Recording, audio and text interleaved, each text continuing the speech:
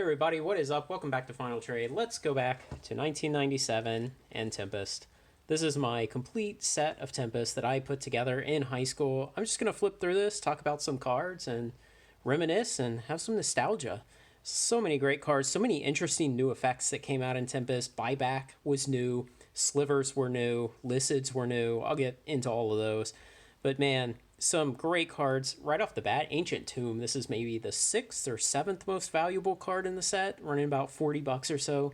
Altar of Dementia, I always loved, and I always wish that you could make a cool combo deck that sacrificed creatures to deck your opponent, but just never done it. Allurin is up there. It's, I think, the 3rd most valuable card in the set. And, good quality copies of this run over $100 today. It's reserveless and it's ultra powerful. Let's see, Apocalypse, one of the worst mass destruction cards ever because you have to discard your hand. And the first Sliver, Slivers had this great ability where they all shared their abilities. So all of them will have each Sliver gains, and then it gains some ability that's typically tied to the color. So, gaining +0/+1 is typically a white thing, and +1/+0 is typically a red thing. And so that's how those worked, and this was the first set to see slivers, and of course kids would start piling slivers into decks and make these terrible, unwieldy 5-color decks trying to get all these creatures that would synergize with each other. And it really didn't work that well until Stronghold came out with the Sliver Queen and kind of changed things. These are funny, these enemy Painlands here. They come into play tapped in the Tempest versions. And a little later in the vintage era of Magic, they would just print another cycle of these that did not come into play tapped. They were still Pain lands, but they said, okay, yeah, it's, lands coming into play tapped are just obnoxious. And so they took it off just a few sets later. So today, despite being rare and being 24-year-old cards, you can buy these Tempest enemy Pain lands for about 20 cents each. Not much. What else we got here? Capsize. Yeah, this was a super popular card. That buyback ability and returning permanents to their owner's hands. Man, decks built around returning your own permanents or returning your opponent's. It got a lot of use. Chill still inhabiting sideboards to today. There's these slow lands where they take an extra turn to untap. Obviously never caught on, just really bad design. All your COPs. Coffin Queen, another reprint and counter spell, always useful. Curse Scroll, my favorite card ever. If you've watched my channel for any time, I love that card. It was so iconic. It was probably the most sought after card in Tempest at the time that Tempest was new. And, a copy back in 1997 would run you $30 at a card store. And a copy today in near mint will run you about $30. So it tells you how popular it was back then. Dark Ritual reprint. It's weird how nearly every Dark Ritual reprint got a new artwork. I think there's 7 artworks on this card in the vintage era. And then these shadow creatures. It's like flying, only more annoying. Diabolic Edict made a lot of waves at the time because it was like a version of Terror that could catch creatures with protection from black. In retrospect, that's not really that cool sounding. Dismiss, letting you counter and draw a card. Still a card to get some play today. Over here, Earthcraft, the most expensive card in the set, powers all kinds of cheesy infinite mana combos. Eladamri's Vineyard, it's up there with Howling Mine and Mana Flare and Well of Knowledge. Is it Well of Knowledge? That these cards that you think are good but really help your opponent probably more than they help you. Eladamri, Lord of Leaves, yeah. I'll spit the name out eventually. That's about the 3rd or 4th most valuable card in the set now. These medallions were really great.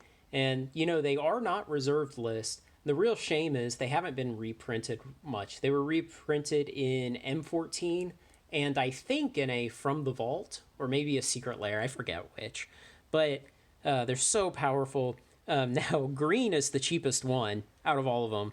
But they're so powerful, and it's a shame because if you want a black or blue version, they run about $35, $40 today for good quality. Another interesting piece of history on these.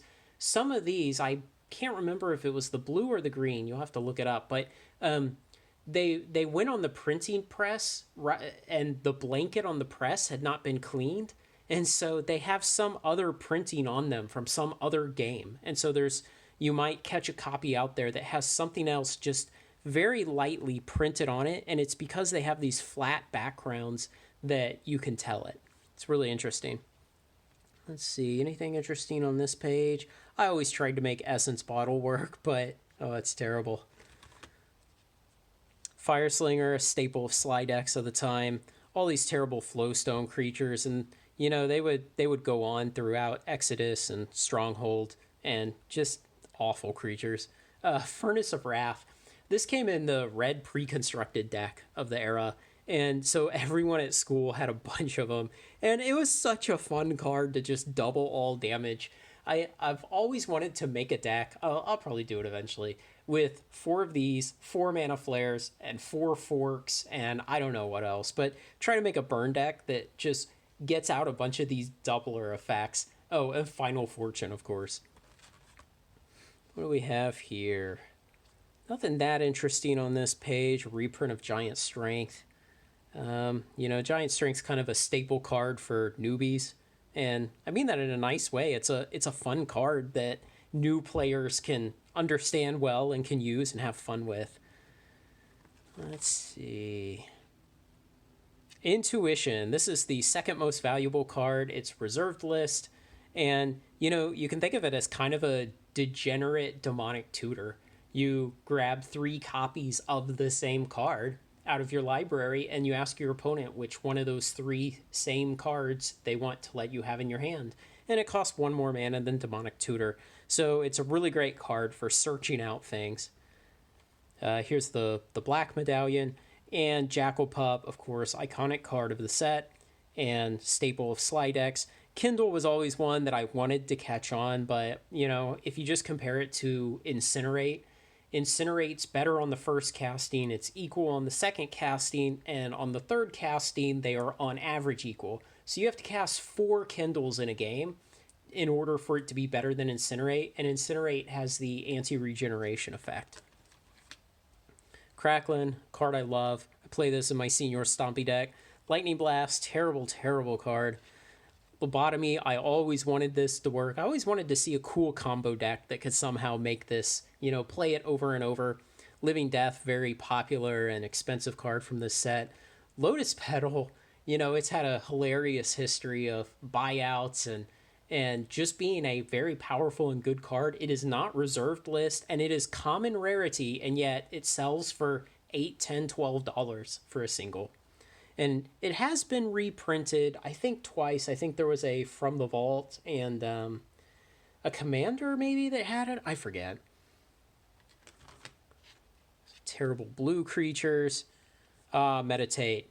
This is a reserve list that's still very good cards. It's played today. Frantic Storm decks in pre-modern format use it, because it also uses the Sapphire Medallion, so you can get the cost of it down to just a blue, and so you keep skipping your next turn over and over to draw 4 cards again and again, and play out your combo to win.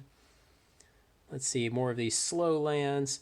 Mog Fanatic, another iconic staple of the time, such powerful capability. Most of the time what would end up happening with this creature is you would block one attacker and then sacrifice this to kill a different one, so you could avoid damage from 2 attackers in a turn. Muscle Sliver, probably the most popular, because having multiple of him in play has a expanded effect. If you have the plus flying Sliver and you have 2 of them in effect, they don't fly higher. What else? So many great cards. I just love looking at this set. Propaganda, that was another really popular one at the time.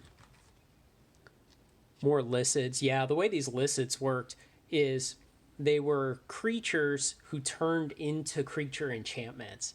And so it was like the Gwalul worms or something from Stargate, And they kind of infected the creature, and then you could pay mana to end the effect. And it's more that balancing act that WotC had to do for a long time to figure out how to make creature enchantments valuable to players so you weren't losing card advantage every time a creature died with an enchantment on it.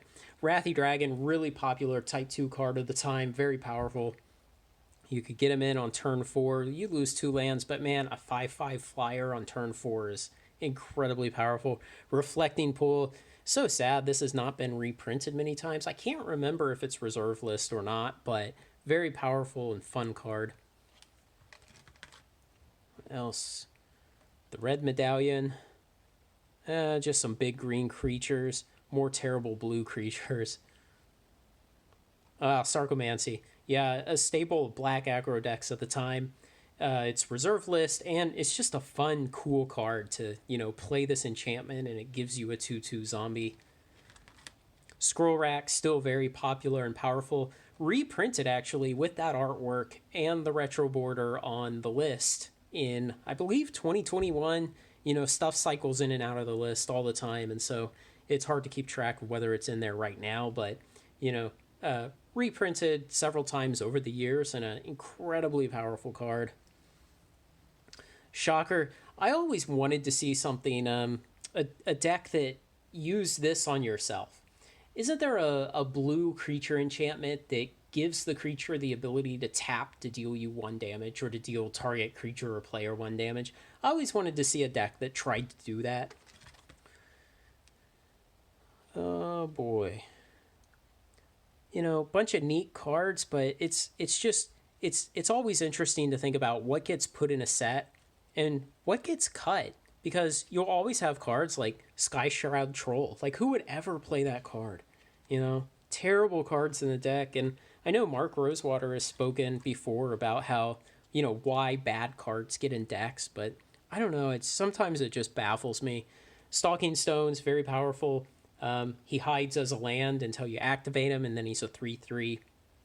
Really good if you've got heavy creature destruction like Wrath of God. Couple more slivers.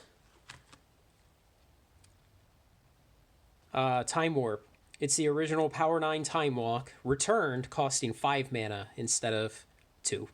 It really shows you how powerful and broken Time Walk was, that when they revisited it here, they more than doubled the mana cost.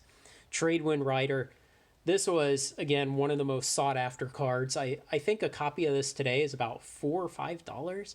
I know back in that era, it ran 15 to $20, and there were so many decks built around having a set, 4 of these in a deck, creatures that could untap during the turn, ways to untap all your creatures, and bouncing your opponent's permanents back to their hand until they had nothing and they were discarding cards. Verdant Force, incredibly powerful card. I love this. The really cool thing is when he creates these Saproline tokens, it's during each player's upkeep. And so you play this, and by the time you get around to your next turn, you've already got 2 tokens. Lots of great binder dings on all of these, because I put this together when I was, 15 years old and didn't know what a binder ding was. So especially these later pages, every card has a beautiful deep binder ding on it. Wasteland. This was the original printing of Wasteland, and it's still a heavily played card today, especially since Strip Mine has been banned or restricted in most formats, which I think is unfortunate. I don't really think Strip Mine is overly powerful, but I don't know. Whispers of the Muse, buyback, draw a card, very expensive, but to play it, the card itself is not worth much, but very expensive to play, but really a heavily played card of the time. And Winter's Grass, that's the last one I want to talk about. Green has kind of had this on-again, off-again relationship with land destruction.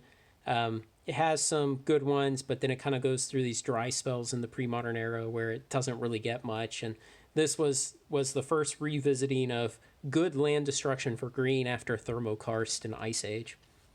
So yeah, that's my complete set of Tempest from 1997 and 1998 that I put together in the time period, complete with binder dings. I looked at what the entire thing is worth. I looked it up on, is it Dawn Glare? And the whole set together in really good condition, about $1,200 or $1,300.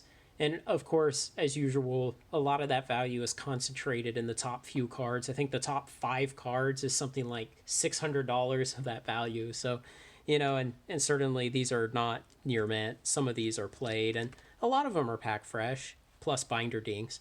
So, hey, I'm going to do videos like this over my Stronghold and Exodus sets also. So if you like this kind of thing, like, comment, share, and subscribe. Join me on Final Trade. Thanks a lot.